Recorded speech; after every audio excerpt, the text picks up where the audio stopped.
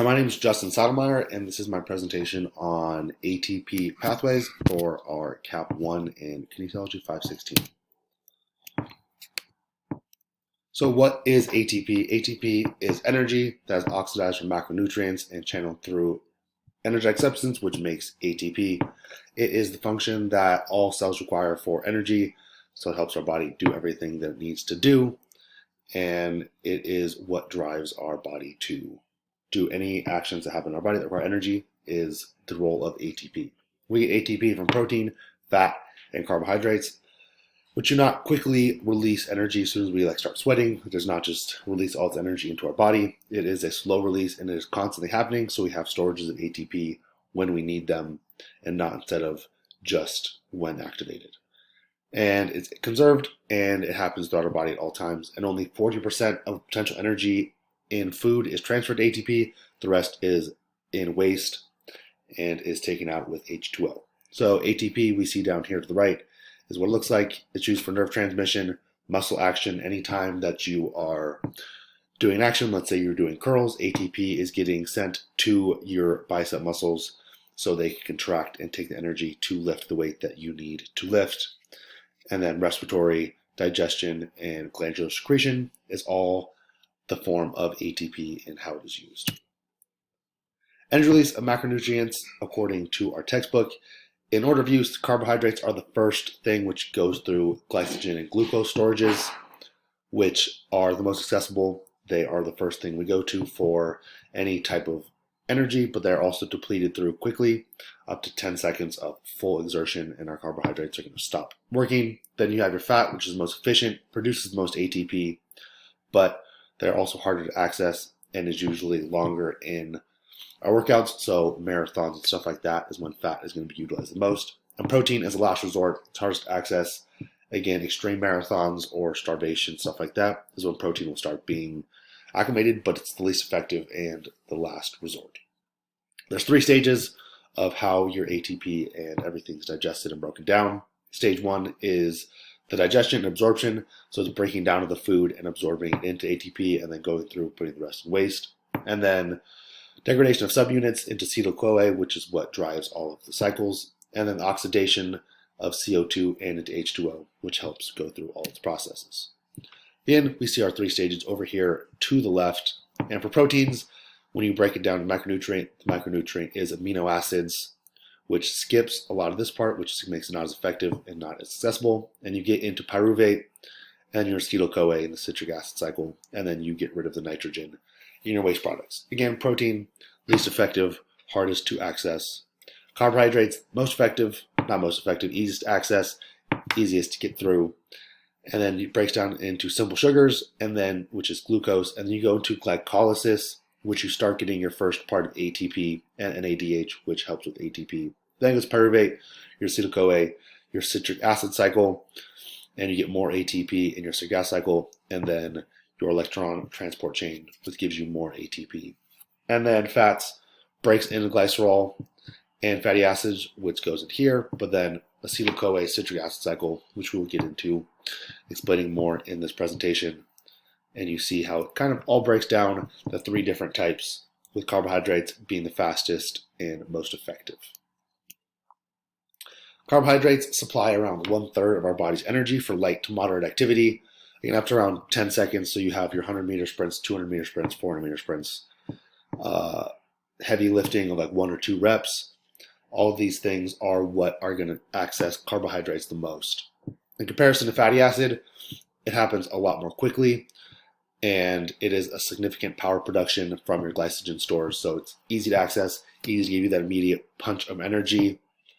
And once you get into prolonged aerobic activities such as marathon running, is when you deplete them and you have to start relying on your fat stores instead of just your carbohydrates.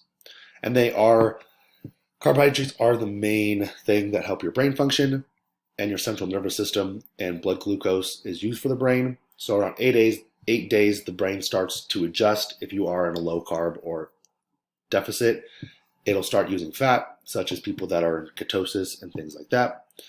But controlled diabetes, hunger, or extended low carb intake, so people that have low carbs, they're in a low carb diet, sometimes they're more tired, they have less energy, they feel like a brain fog, this was the result of a low-carb diet because your brain relies on the glucose that is broken down through your carbohydrates. So continued, you have two things carbohydrates go into. It's glucose and glycogen is how they get broken down. Glucose is constantly circulating in your blood, but it needs ATP to convert to glucose 6-phosphate to start all of the processes. Glycogen is stored in your muscle or your liver and does not require conversion. It's readily available when you start needing your carbohydrates to break down. Which you can see here, glycogen, you skip this first little part where you're using ATP to get ADP. So you're using 1 ATP off the start. With glucose, you skip that with glycogen. And then you break it down to glucose 6, which in glycogen starts here. Glucose has to get broken into it. Glucose gets broken into fructose. And then you spend another ATP to get 1 ADP to break it into a diphosphate. And then you split into two different electron transport chains where you're getting NAD plus, NADH plus H, where you start getting your ATP. So you see your ADP that you've got up here is breaking into ATP in these cycles. So you have 4 ATP net right here, but you used 2 ATP up here to get your ADP. So this gives you a net of 2 ATP through the cycle. And then you get down to 2-pyruvate is what your 2 ATP is. If there's no oxygen, it'll turn into lactate, which is then not usable, but it'll give you your 2 ATP if there's no oxygen present. And here's enzymes that it uses throughout. And then next, after you get your pyruvate, again, we have your 2-pyruvate from the last cycle. You then start your citric acid cycle, which takes your pyruvate into acetyl-CoA and oxacetyl. Then you go down through here, and as you're going through, you get 1 ATP for every cycle. And then we can see down here, 2 pyruvate cycles, it gets broken down like this. You get 2 CO2, 4 hydrogen, and 2 acetyl-CoA. Gives you 4 CO2 and 16 hydrogen. And again, you have your pyruvate from glycolysis to acetyl-CoA pairs with coenzyme A. You get your citric acid cycle, which is giving you 1 ATP per cycle, which is not super effective. And you get most of your ATP from your electron transport chain, which is on the hydrogen reduced coenzymes transfer to the electron transport chain, and then you can see your hydrogen is producing ATP as it goes down the electron transport chain. So these are happening same time. Citric acid cycle, the reduced coenzymes are taking the hydrogen over to the electron transport chain and giving you more ATP as you go. So altogether, you have your glucose getting broken down. You have your 2 ATP here, your 4 with the 2 net into your pyruvate to your acetyl-CoA. You're getting 2 ATP from your citric acid cycle, then you're getting the bulk of your ATP through your electric transport cycle. So breaking down from 1 glucose molecule, you're getting 2 NADH, which is 2.5 ATP from glycolysis, so you get 5 ATP total from that. And you have 2 FADH2, which is about 1.5 ATP, so you get 3 net. And then 2 GTP is equal 2 ATP, then again 2 ATP is 2 ATP. Then you have 8 NADH from glycolysis in the pyruvate cycle, which is about 20 ATP. So your net total is 32. You have the chance to get up to 36 ATP from 1 glucose molecule. So it's all broken down right here as well in the reactions. And this is how you get your ATP from 1 glucose molecule. Another way, contrary or with carbohydrates, is fat as ATP. Fat is the most plentiful and effective resource.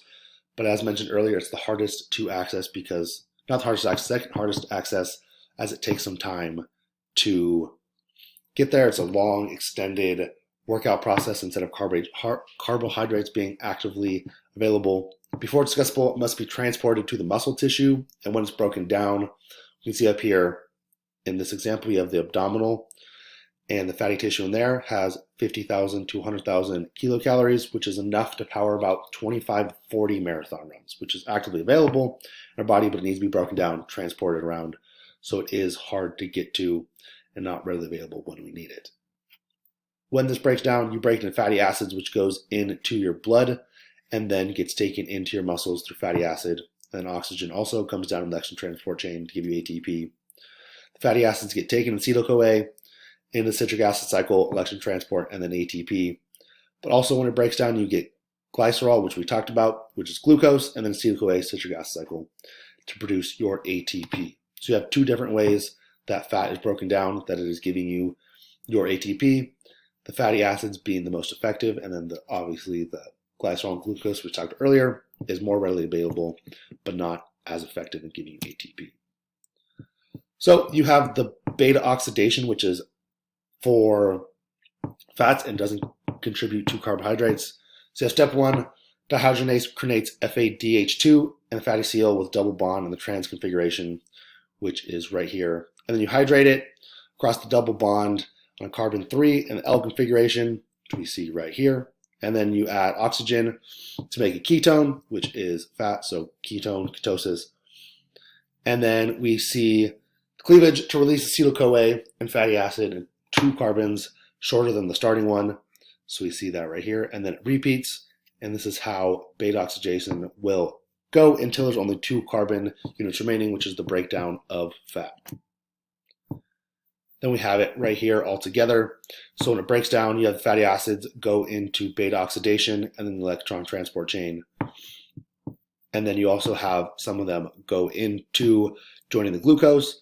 So you have the fatty acids splitting as they go. And then you have just some of the glucose go to the citric acid cycle, which we mentioned earlier. And when you go through the glycolysis and the citric acid cycle, you're getting 19 ATP just from the glucose part. And then you have 3 molecules of fatty acid. You're going to get up to 441 ATP. So 460 total ATP compared to 32 to 36 with carbohydrates. So over more than 10 times effective when you're breaking it down, but takes longer, not as readily available, and needs a longer prolonged exercise style. So in application, all the pathways work together. Again, it's constantly being broken down throughout your body. It's not just when you start working out, does it start? So prolonged physical activity is when the fats are used most, but carbohydrates are still used at the start.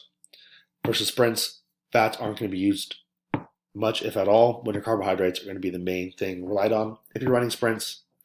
And consecutive days of intense training, your carbohydrates are going to get used up first for those first powerlifting, but once you start getting into the later days of consecutive days of intense training, your fats will start getting used more and more instead of your carbohydrates because your glycogen stores will be depleted.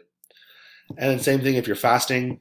When you're fasting and you're in low carbs, so you've burned up your carbs, that's when you're going to start using fat for certain things, like people do intermittent fasting, and it helps them use their fat after a certain amount of time. Or high calorie diets, which again, if you're higher carbs, you're going to burn those carbs faster. When you're talking about people who are sprinters, swimmers, stuff like that, where they're constantly burning those at a rapid rate, they're going to need higher carbs to help keep their energy throughout. And then ketosis versus high carb. So you have people that are higher in fats, which are helping prolong marathon runners, which usually tend to stick around 30% of fats in their diet to make up their caloric count. And high carb, where you see strong men, stuff like that, are eating 10,000 plus calories a day and lots of carbs because they need that quick burst of energy to get their 1 to 5 reps or whatever they may need of a certain amount of weight when you see them lifting. And all these fit certain needs. It can be optimized for lifestyle. So different diets fit different athletes. So again, a strong man will have a different diet than a marathon runner. There's different needs, different nutrients, but they both do need carbs and fat, and they both play a part in the contribution of ATP in our body.